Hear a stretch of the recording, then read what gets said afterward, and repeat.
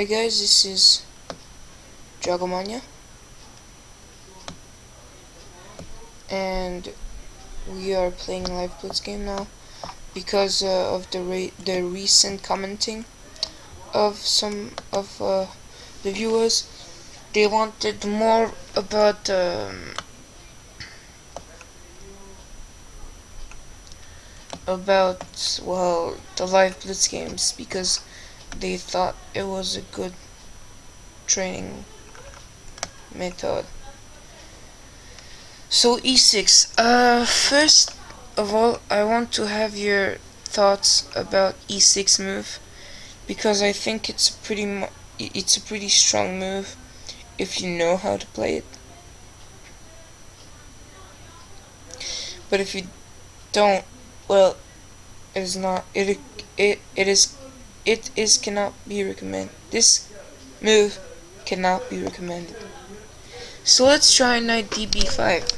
I mean, if he takes the knight, I have knight takes c3. And I have a simply better position. But still, I can go on d6 square. And I like pretty much this position too for black.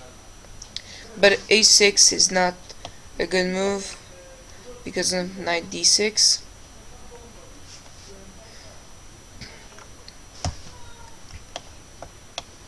Then I simply get the bishop pair. His king cannot castle. e5, queen g3. His dark squares are weakened, and I have a big advantage.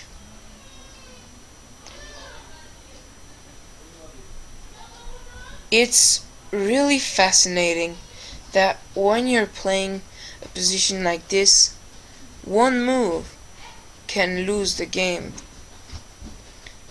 And well, I have of course seen this expression because I'm playing the Sicilian too, but not the Polson, but the Sveshnikov.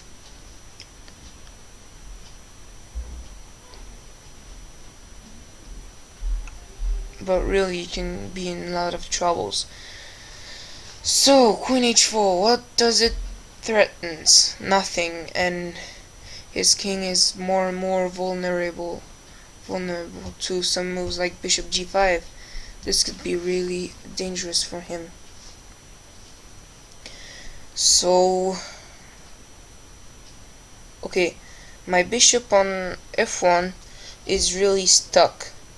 He cannot really move, and I don't think of a good square, but of the square e2.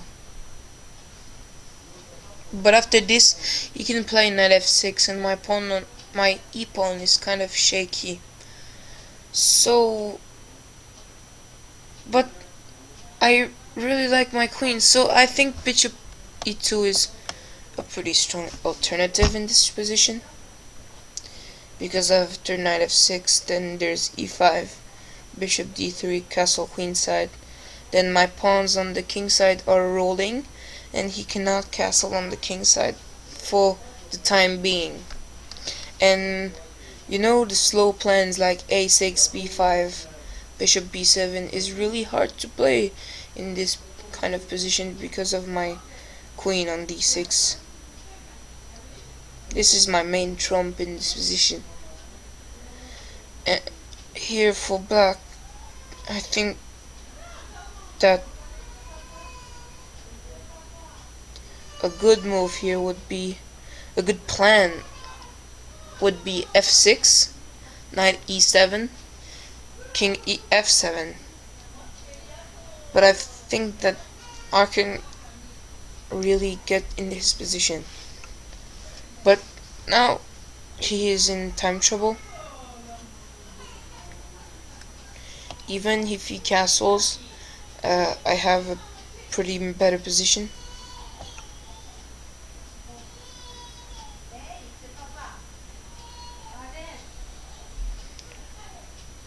it's really simple. Although the Sicilian is difficult, it's really a battle for tempos.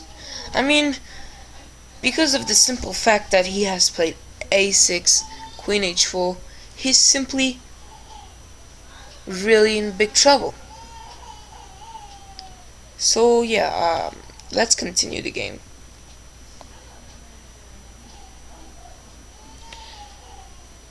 But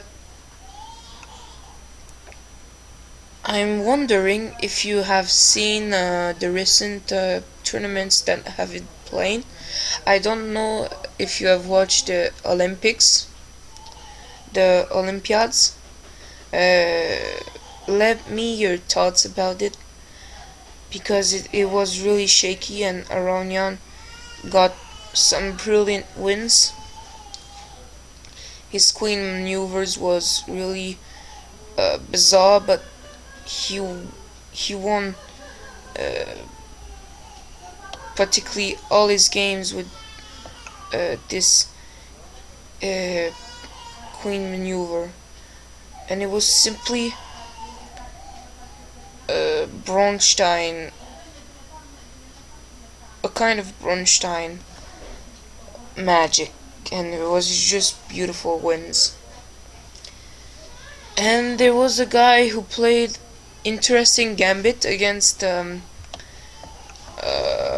Carson, and he win with it. Then in a later tournament, which was called the Nanjing Grand Slam tournament, Kramnik won. So what can I say about this tournament? Carlsen really had bad loses, and yeah, that's pretty much all of this tournament. Kramnik won.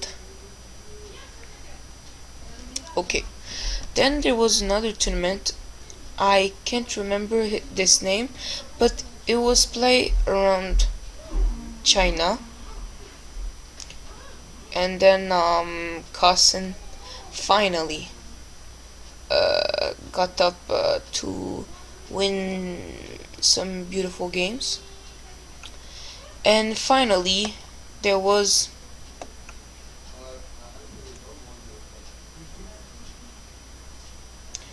uh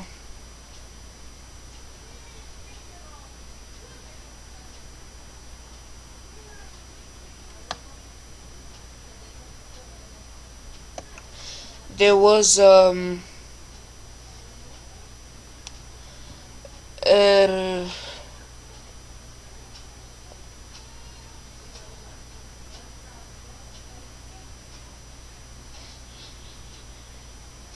um yeah Carson uh,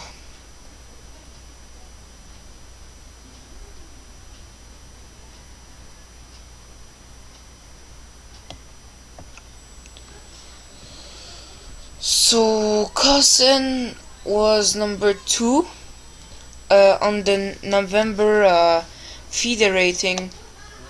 Carson was second because um, Anand, which is now the world chess champion again, has taken this title, and it was really spectacular. So let's go through a game, a Poulsen kind of variation, which went in a dramatic way after the 7th move. Queen f4, e5, knight d6.